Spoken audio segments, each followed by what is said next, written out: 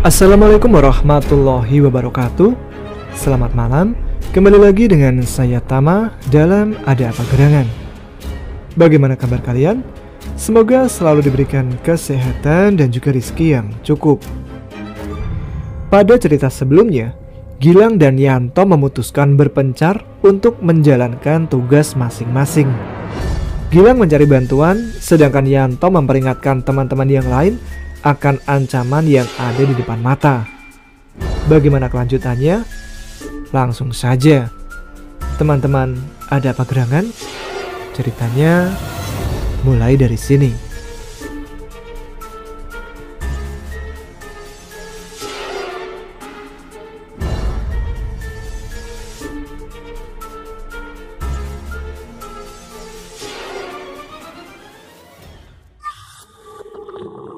Untuk part kedua ini, cerita diambil dari sudut pandang Yanto. Ini maksudnya apa? Jangan bilang kalau kamu bohong, ucap salah satu calon karyawan yang baru saja ku kenal yang bernama Jatmiko. Tenang dulu, saya jelasin pelan-pelan. Jawabku yang cukup lega setelah berhasil membawa kembali mereka masuk ke dalam mes. Sayangnya, makhluk yang ada di luar itu tidak menyerah. Masih terdengar beberapa dari mereka mengetuk pintu bangunan ini berusaha memanggil kami keluar. Mas, sini, keluar dulu. Sudah dimasakin sama ibu loh. Suara itu berasal dari seseorang yang terlihat seperti perempuan muda berpakaian kebaya. Iya, sebentar, ucap Jatmiko yang bersiap menghampiri perempuan itu. Tanpa segan-segan, aku menahannya dan membawanya ke sisi dinding. Kamu mau apa sih? Ini sudah lewat jam makan malam. Mungkin mereka yang ditugaskan menyiapkan makanan untuk kita, balas Jatmiko. Aku tidak ingin berkata-kata terlebih dahulu sebelum menunjukkan kenyataannya kepada mereka. Nih, pegang ini, lalu lihat keluar, ucapku sembari memberikan lipatan kertas pemberian seorang bapak tua saat perjalananku ke sini kepada Jatmiko. Apa ini? Udah, lakukan saja. Ngelihatnya dari sini aja, takut mereka curiga. Walaupun cukup bingung dengan kelakuanku, Jatmiko masih mau melakukan apa yang kuarahkan. Secara perlahan, dia mengintip melalui balik dinding dan melihat ke arah luar jendela. Di sana, terlihat ada beberapa orang yang sudah menanti kami untuk keluar. Perhatian seluruh pekerja yang ada di mes itu seketika berubah ketika melihat wajah pucat Jatmiko yang berubah seketika. Itu apa? Mereka siapa? Tanyanya dengan wajah yang tidak percaya dengan yang ia lihat. Sebelum aku menjawab, kalian yang masih ingin memastikan, silahkan lihat sendiri, ucapku. Hampir semua dari mereka bergantian memegang kertas itu dan hampir tidak mempercayai apa yang mereka lihat. Jelaskan pada kami, ucap Jatmiko. Setelah mereka semua melihat wujud asli perempuan-perempuan itu, akhirnya aku mulai berani menceritakan apa yang sebelumnya aku lihat. Sepertinya kita dijebak, ucapku membuka cerita.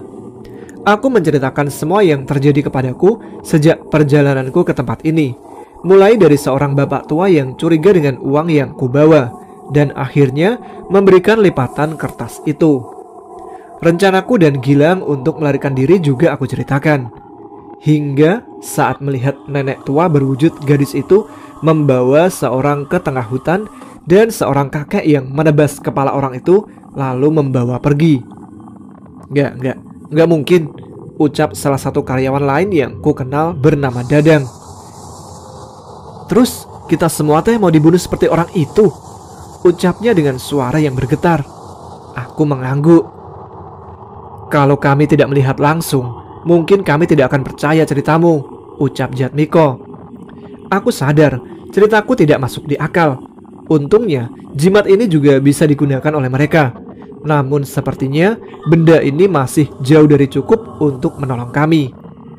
Lalu kita teh harus apa? Ucap Dadang yang terlihat ketakutan. Kita tenang dulu. Sepertinya mereka tidak bisa masuk ke bangunan ini. Semoga saja besok pagi kita bisa meninggalkan desa ini. Mereka mengangguk setuju. Namun di satu sisi aku merasakan firasat bahwa malam ini tidak akan bisa dilalui semudah itu. Hingga kami pun memutuskan untuk bergantian berjaga. Bu, sakit bu, sakit. Menjelang tengah malam, samar-samar aku mendengar suara rintihan yang tidak ku ketahui dari mana asalnya. Perlahan aku berjalan keluar, namun suara itu menghilang dan dari luar jendela masih terlihat wanita-wanita itu. Mereka masih mengelilingi bangunan ini. Aku melihat Dadang yang mendapat giliran jaga masih berjaga di depan bersama seorang lainnya. Akhirnya memutuskan untuk kembali ke tempat tidurku dan berharap bangunan ini bisa mengamankan kami dari niat jahat mereka yang berada di luar. Malam semakin larut. Terdengar suara petir menggelegar membangunkanku yang tertidur tidak mampu menahan rasa kantukku. Hujan mengguyur dengan deras hingga angin yang berhembus menggetarkan jendela-jendela kamar. Aku terbangun dengan kegelapan dari seluruh sisi ruangan. Jatmiko, mati lampu, ucapku mencoba membangunkannya yang tidur tidak jauh dari tempatku. Jatmiko mengusap matanya dan mengambil telepon genggam dari tasnya untuk menyalakan senter, sementara aku mengambil sebuah korek api dari tasku. Cahaya dari korek apiku memenuhi ruangan. Dengan remang-remang, aku melihat sekitar dan terlihat semuanya masih tertidur. Hingga aku mengarahkan korek apiku ke sudut ruangan. Sebuah bayangan terbentuk dari seseorang yang sedang berdiri di sana. Itu Dadang. Dia berdiri menatapku dan Jatmiko sambil tersenyum dengan aneh. Jatmiko beranjak dari tempat tidurnya dan mencoba menghampiri Dadang. Namun aku tersadar dengan bayangan di balik tubuh Dadang. Itu bukan bayangan Dadang. Bayangannya berbentuk wanita berambut panjang dengan tangannya yang panjang hingga menjulur ke lantai. Tunggu Jat, ada yang gak beres, ucapku sambil menahan Jatmiko. Jatmiko yang tersadar segera menghentikan langkahnya. Samar-samar terlihat Dadang berkata-kata cukup panjang ke arah kami. Namun suara petir dan derasnya hujan membuat kami tidak mendengar sepatah kata pun darinya. Khawatir dengan keadaan Dadang, kami memutuskan untuk mendekat ke arahnya. Namun hembusan angin dari celah jendela membuat api yang menyala dari korekku mati, dan hanya tersisa cahaya dari telepon genggam Jatmiko yang redup. Sambil berusaha menyalakan korekku lagi, terdengar suara pintu kamar terbuka. Dan tepat saat korekku menyala, Dadang sudah tidak ada lagi di tempatnya. Dan terlihat daun pintu sudah terbuka. Tok, itu Dadang kesurupan? Tanya Jatmiko. Gak tahu, aku gak bisa ngasih jawaban apa-apa. Aku sama seperti kalian, orang biasa yang terjebak di situasi ini, ucapku. Terus gimana? Kita ikutin? Tanya Jatmiko lagi. Aku mengangguk. Tidak mungkin kami membiarkan Dadang celaka seandainya kami bisa mencegahnya. Tempat yang pertama kali kupikirkan adalah pintu keluar. Mungkin makhluk yang merasuki Dadang bertujuan untuk membawa Dadang keluar dan menemui perempuan-perempuan itu. Namun ternyata Dadang tidak ada di sana. Apa perempuan-perempuan itu masih menunggu kita di luar ya? Tanya Jatmiko. Aku menggeleng menunjukkan ketidaktahuanku. Namun tepat saat kami di sisi jendela, sebuah kilatan menyambar dan menimbulkan cahaya yang menyinari tempat ini dengan singkat. Dan yang kami lihat jauh lebih mengerikan dari sebelumnya. Cahaya kilatan itu memperlihatkan dari seluruh jendela bangunan ini masih berdiri perempuan-perempuan tadi di tengah guyuran hujan. Mereka sedang menatap kami dengan penuh amarah. Mereka berdiri mengawasi kami berdua tanpa bergerak sedikit pun. Keluar. Terdengar salah satu dari mereka memerintahkan kami untuk keluar. Kali ini bukan dengan bujuk rayu, melainkan dengan ancaman. Terlihat mata mereka menatap tajam ke arah kami dengan wajahnya yang pucat di bawah guyuran hujan. Keluar, atau kalian akan mati dengan lebih mengenaskan. Kata-kata itu terdengar dari perempuan di luar jendela yang ada di dekat kami. Jatmiko terjatuh. Kami tersadar sebesar apa bahaya yang sedang kami hadapi. Aku menariknya menjauh dari jendela ke balik dinding. Tok, apa kita bisa selamat? Ucap Jatmiko yang perlahan mulai menitikkan air mata, tidak mampu menahan emosinya. Aku punya istri dan anak yang baru lahir. Aku kira dengan bekerja di sini, aku bisa memberi mereka nafkah yang cukup dan gak hidup kekurangan lagi. Tapi kenapa malah jadi begini? Jatmiko menutup matanya. Namun aku masih bisa melihat air matanya menetes dengan deras. Sabar Jat, kita kesini dengan tujuan baik. Pasrahkan perlindungan kita kepada Yang Maha Kuasa. Tidak ada entitas apapun yang bisa mengalahkan kehendaknya. Ucapku berusaha menghibur Jatmiko. Walaupun aku sendiri juga masih tidak yakin dengan keselamatanku. Kami mengatur nafas sambil meratapi nasib kami. Entah apa salah yang telah kami perbuat hingga kami sampai bisa terjebak di situasi seperti ini. Di tengah kebingungan kami, perlahan terdengar suara seseorang melangkah di lantai atas. Dadang, ucapku. Aku segera berjalan menuju ke atas mengikuti arah suara itu. Namun lagi-lagi kami tidak menemukan keberadaan Dadang. Kami tidak menyerah. Satu persatu kami menelusuri setiap ruangan di lantai atas hingga terhenti ke sebuah kamar yang sebelumnya terkunci. Berbeda dengan ruangan sebelumnya, sesuatu seperti firasat mencoba menahanku untuk membuka ruangan itu. Seperti ada sesuatu yang sangat mengerikan berada di dalam ruangan itu. Tok, kamu yakin? Perasaanku gak enak, ucap Jatmiko yang sepertinya mendapat firasat yang sama. Aku khawatir sama Dadang, jawabku yang memang merasa tidak tenang apabila kami tidak memastikan Dadang tidak ada di ruangan itu.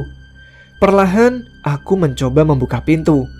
Suara pintu reot yang bercampur dengan suara hujan menyambut kami ke dalam ruangan. Bukannya sebelumnya pintu ini terkunci? Tanya Jatmiko. Aku mengangguk.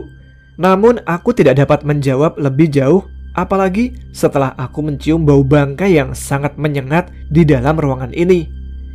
Ini ruangan yang besar, seukuran dengan kamar yang berisi kasur-kasur tempat kami tidur. Namun bedanya, tidak ada kasur di ruangan ini, hanya perabotan-perabotan usang. Tepat ketika kilatan menyambar, terlihat sesuatu berayun di ujung ruangan ini. Seketika kami tersadar dengan suara gesekan benda yang menjadi tempat tergantungnya benda yang berada di sana.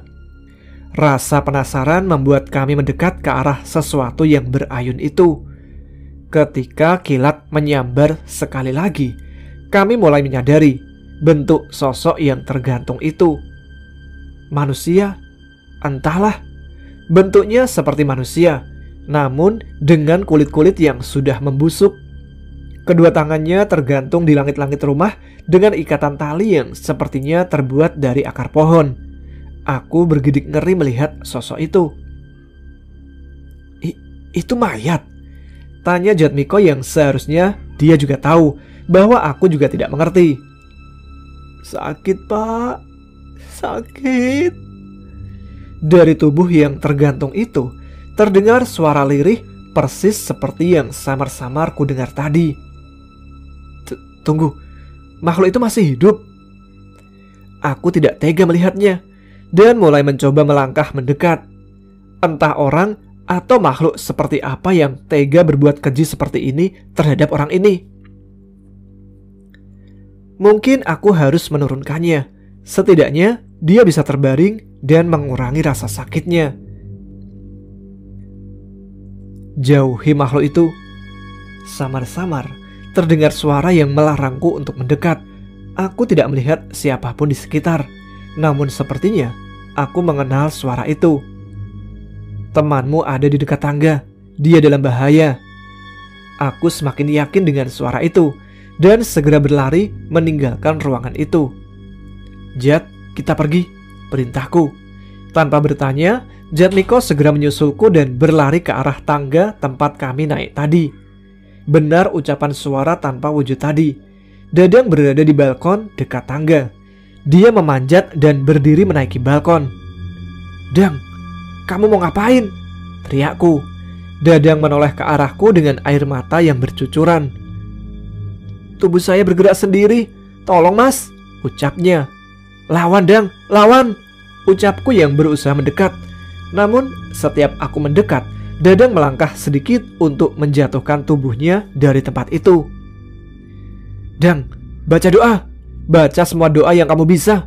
Jangan kalah dari makhluk itu, Dang, ucap Jatmiko.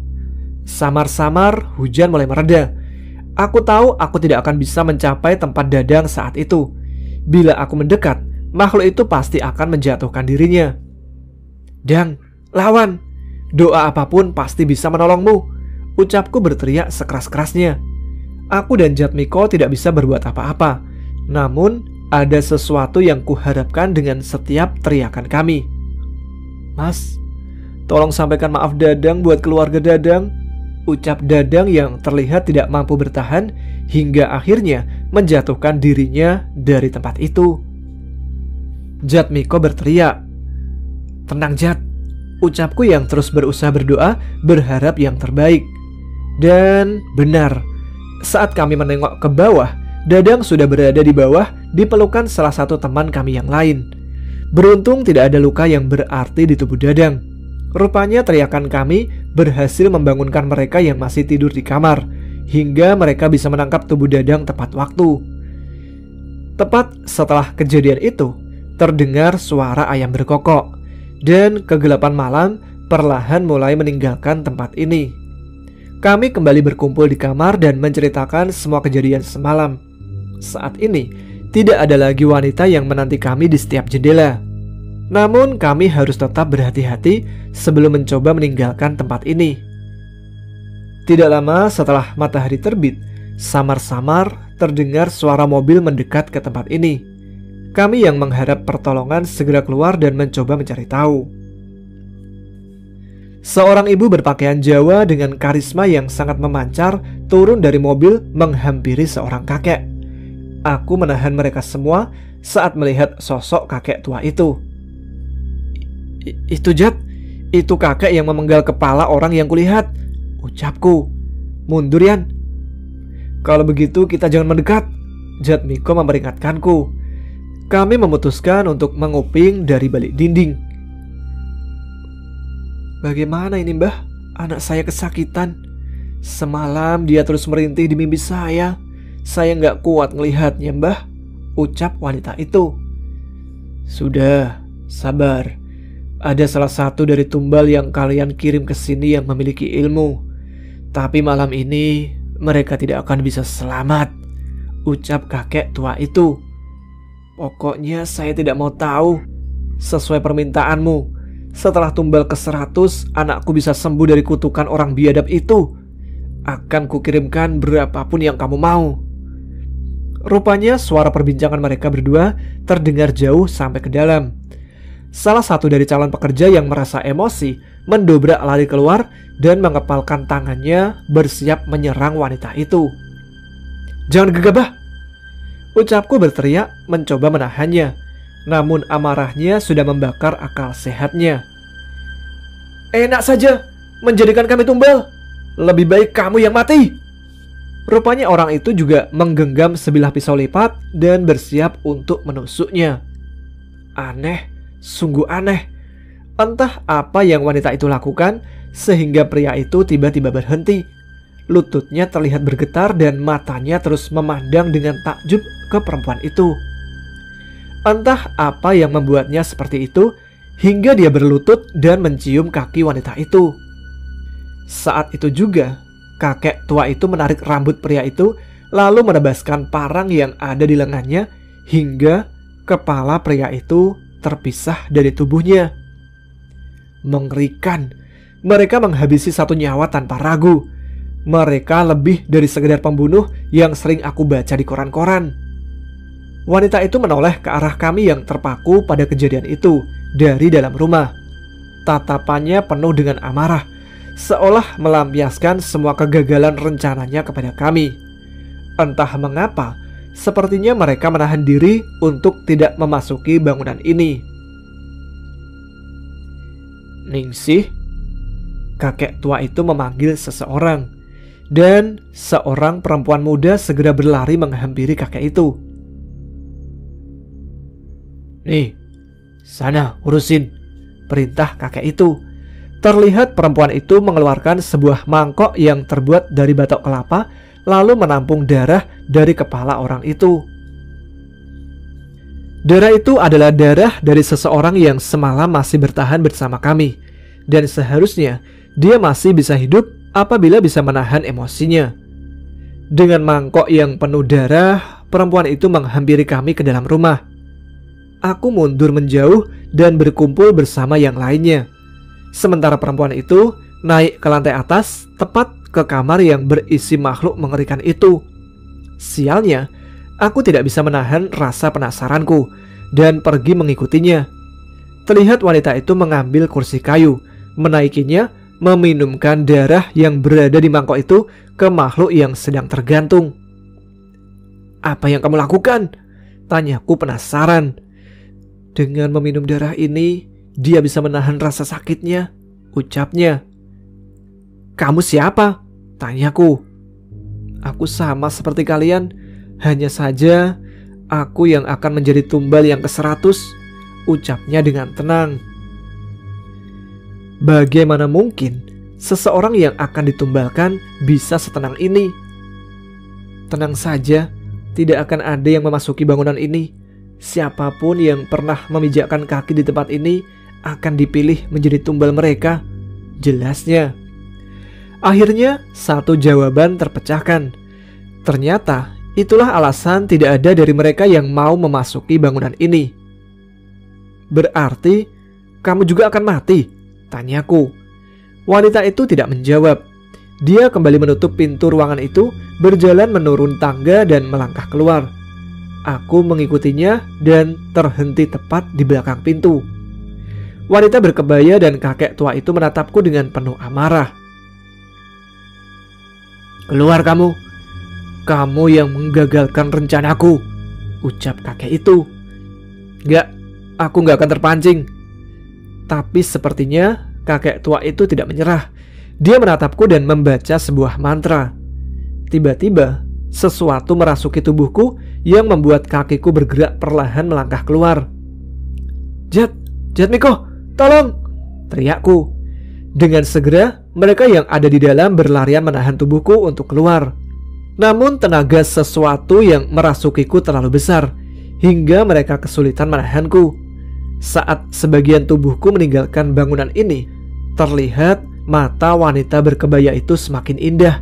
Karismanya membuatku ingin mengabdi kepadanya. Aku tidak mampu bertahan lagi.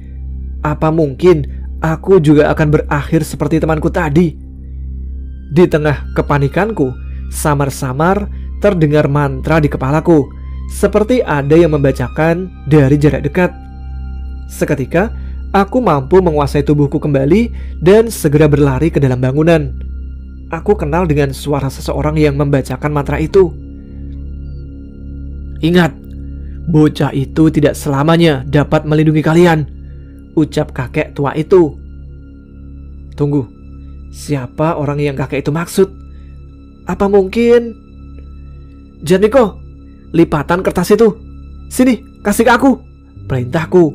Jatmiko mengambil benda itu dari salah satu teman kami yang terakhir menggunakannya. Aku menggenggamnya dan samar-samar melihat sesuatu seperti kabut yang berbentuk manusia. Sosok manusia yang kukenal. Danan. Aku merasa ragu, tapi saat dia menoleh, aku sangat kenal dengan wajah itu. Bagus, kamu bisa melihatku, ucap Danan yang entah bagaimana bisa dia berada dalam wujud apa itu. Aku masih dalam perjalanan, bertahanlah sampai aku datang.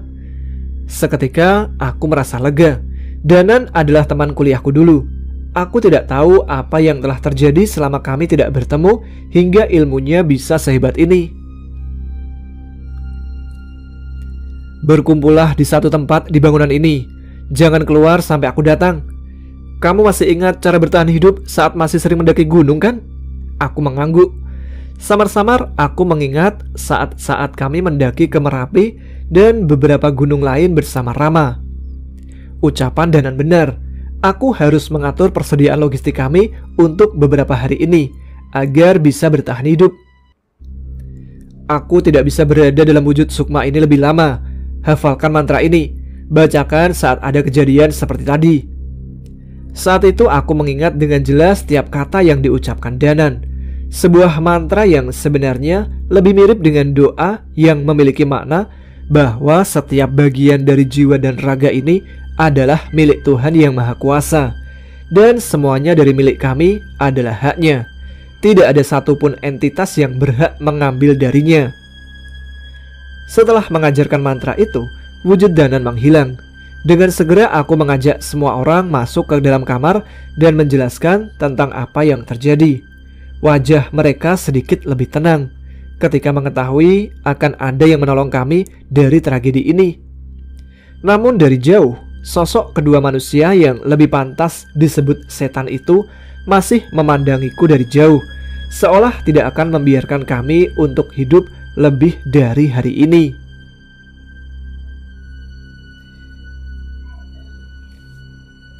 Cerita kemudian beralih dari sudut pandang Danan. Di sebuah bis, aku tersadar setelah mencoba menggunakan ilmu Rogo Sukmo yang diajarkan Pak Le. Beruntung hanya sedikit kursi yang terisi sehingga aku bisa bermeditasi sementara Cahyo menjaga tubuhku. "Gimana? Temanmu masih selamat?" tanya Cahyo. Aku mengangguk. "Masih. Tapi nggak tahu apa yang akan terjadi malam ini," balasku. Cahyo menghela nafas. Sepertinya dia juga sudah mendapatkan firasat yang buruk mengenai apa yang akan kami hadapi. "Tapi kamu sudah tahu sosok apa yang akan kita lawan?" tanya Cahyo lagi. "Seorang dukun dan keluarga bangsawan. Sepertinya dia berasal dari Terah Terkutuk. Pokoknya kita harus berjaga agar tidak masuk ke dalam pertikaian mereka," ucapku. Cahyo mengangguk. Namun terlihat dari wajahnya sepertinya dia sedang merahasiakan sesuatu. "Aqua, tisu, rokok." Terdengar suara pedagang asongan menghampiri kami. "Mas, tisu mas," tawar pedagang itu. Aku menggeleng. Namun entah mengapa pedagang itu seolah memaksa. Aku berusaha membuang muka untuk menghindarinya. Samar-samar dari pantulan kaca jendela, aku melihat wajahku yang penuh coretan. Seketika aku menoleh ke arah Cahyo yang sudah bersiap mengambil tas dan berjalan ke pintu depan. "Terminal bang, terminal," ucap Cahyo yang segera direspon oleh sopir bis itu. Aku segera mengambil tasku dan turun menyusulnya. Asem kamu. Orang lagi ngerogoh sukmo malah dicoret-coret. Penistaan ilmu itu namanya," ucapku sambil membersihkan wajahku. "Mau ngelawan demit, mukanya jangan kalah serem sama demit," ucap Cahyo yang masih tertawa terpingkal-pingkal. Sebelum aku sempat melempar sandalku ke arah Cahyo, tiba-tiba aku terhenti saat melihat seseorang yang sedang menunggu. Aku memperhatikan ciri-cirinya. persis dengan yang diceritakan seseorang yang menelpon kami. Yang pasti wajahnya terlihat pucat dengan rasa cemas yang terpancar dari wajahnya. Sepertinya dia juga mengalami malam yang mengerikan.